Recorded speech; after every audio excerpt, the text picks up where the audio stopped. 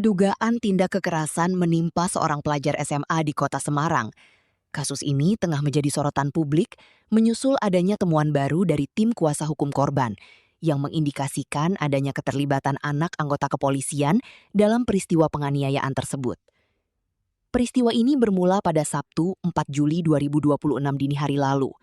Korban, seorang pelajar SMA negeri di Semarang berinisial IHP, diduga menjadi korban pengeroyokan saat melintas di Jalan Puspowarno 5, Kecamatan Semarang Barat.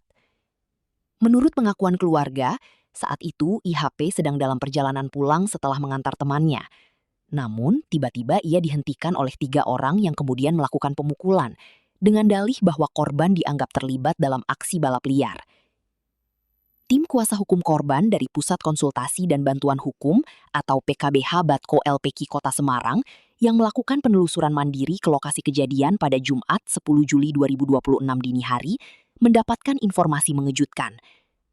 Salah satu kuasa hukum, Muhammad Alvin Aufilah Zen, menyatakan bahwa dari informasi yang mereka himpun di lapangan, muncul dugaan kuat bahwa salah satu dari terduga pelaku adalah anak dari seorang anggota kepolisian.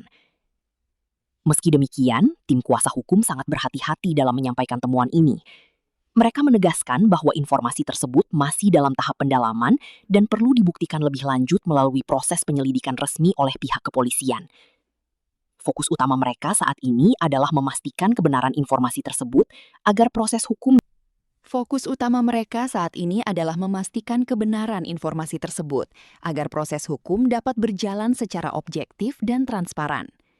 Terkait perkembangan kasus di kepolisian, tim kuasa hukum telah mendampingi korban serta sejumlah saksi untuk menjalani pemeriksaan di unit PPA Satreskrim Polrestabes Semarang.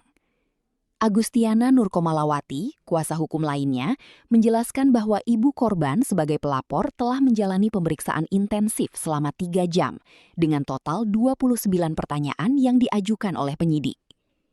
Selain ibu korban, sang pelajar, IHP, juga telah dimintai keterangan dengan didampingi kedua orang tuanya.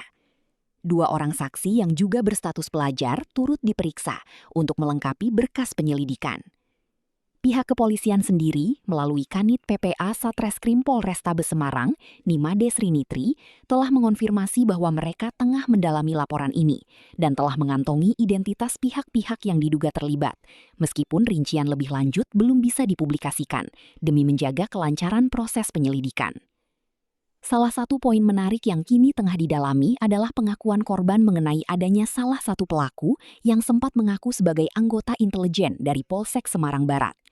Pelaku tersebut bahkan sempat membawa korban ke kantor Polsek sebelum akhirnya dipulangkan.